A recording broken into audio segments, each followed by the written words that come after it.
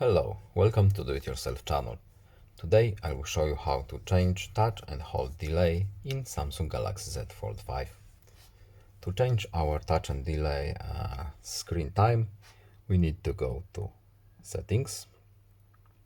Then we are looking for accessibility options. And here we have interaction and dexterity.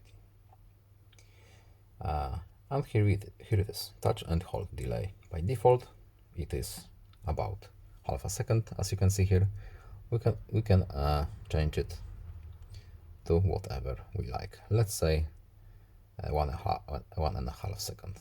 Let's see 1 plus, and as you can see, the delay is very visible.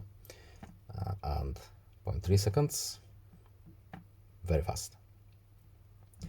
So we can also set up custom. Don't forget to save.